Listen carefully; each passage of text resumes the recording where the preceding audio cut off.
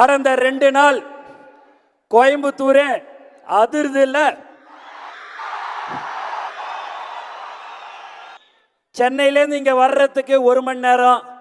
ஆனால் அங்கேருந்து ஹோட்டல்லேருந்து இங்கே வரணும்னா 18 நிமிஷத்தில் வந்துடலாம். ஆனால் இங்கே வர்றதுக்கு 2.5 மணி நேரம் ஆகுது என்று சொன்னால் அதுதான் தலைவர்.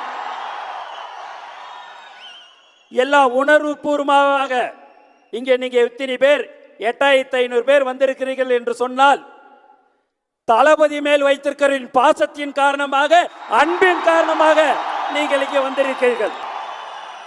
நம்மளுடைய இலக்கு 2026.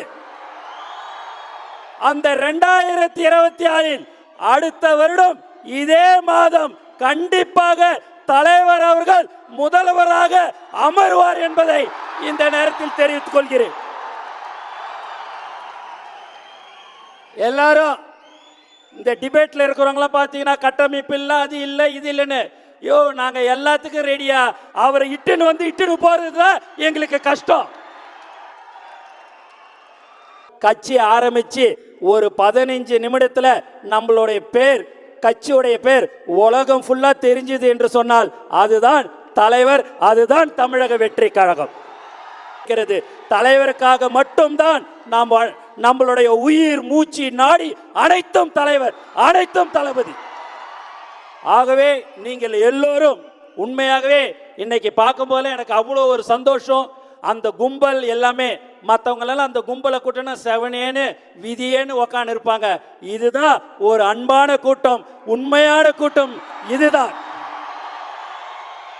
இங்கே நீங்க வந்திருக்கிற இந்த 8500 பேரும் 8.5 லட்சத்துக்கு சமம்.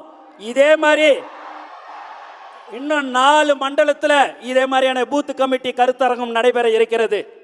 8.5 லட்சம் பேர் இன்ட்டு 5 நாளே பார்த்தீங்கன்னாலே இப்பயே நம்ம கையில் 45 லட்சம் 50 லட்சம் ஓட்டு நம்ம கையில் இருக்கிறது.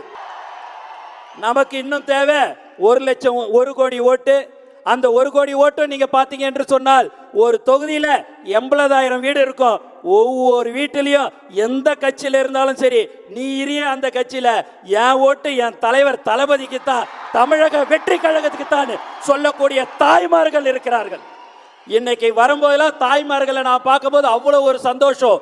அது மட்டும் இல்லாம அந்த தாய்மார்கள் அண்ணன் எப்போ வருவார், அண்ணனை நாங்க பார்க்கணும், அண்ணனுக்கோசம் நாங்க ஒவ்வொரு இடத்துலையும் ஓட்டு கேட்போம், அண்ணன் கண்டிப்பா வெற்றி, அண்ணன் தான் முதலமைச்சர் என்று ஒவ்வொரு தாய்மார்களும் சொன்னார்கள். அவர்களுக்கு இந்த நேரத்தில் நான் நன்றி